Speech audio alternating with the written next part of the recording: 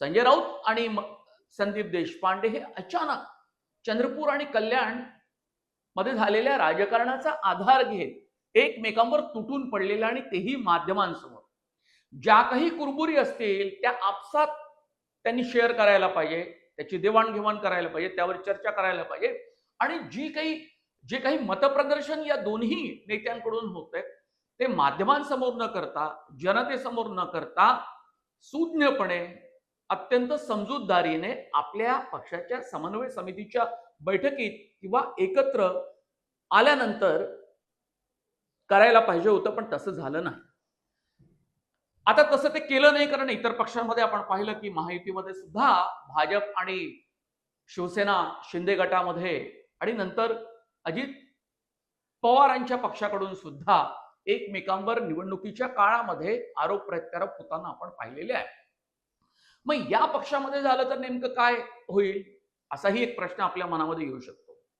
पण मुळात राज ठाकरे आणि उद्धव ठाकरे यांच्यासारखे दोन मोठे नेते, दोन पक्षाचे प्रमुख आणि दोघेही एकमेकांचे भाऊ जर एकत्र येत असतील आणि त्यांनी स्थानिक स्वराज्य संस्था म्हणजे निवडणूक म्हणजे खास करून मुंबई महानगरपालिकेची निवडणूक जर एकत्रित लढली असेल आणि दोन्ही भावांमधलं प्रेम त्याचं सार्वजनिक प्रदर्शन होत असेल त्यांच्या बोलण्यातनं, विधानातनं, एकीकडे हे सगळं होत असताना या दोन पक्षांचे नेते हमरी तुमरीवर आलेले.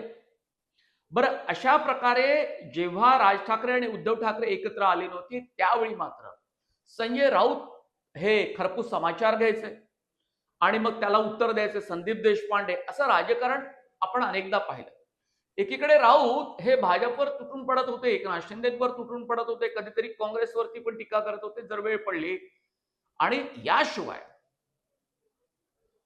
राज ठाकरे यांच्या पक्षावर सुद्धा टीका करायचे आणि मग त्याला उत्तर संदीप देशपांडे द्यायचे. म्हणजे संदीप देशपांडे वर्सेस संजय राऊत अशा पद्धतीचं वातावरण सुद्धा आपण यापूर्वी पाहिलं, जेव्हा राज ठाकरेंची भूमिका ही भाजपला अनुकूल होती, नरेंद्र मोदींना अनुकूल होती. आताच्या घडीला मात्र राज ठाकरेंची भूमिका ही वेगळी झालेली आपल्याला पाहायला मिळते. असं सगळं असताना जे पूर्वी घडत होतं ते आता यापुढे घडणार नाही असं जनतेला, सामान्य माणसाला वाटतच होतं.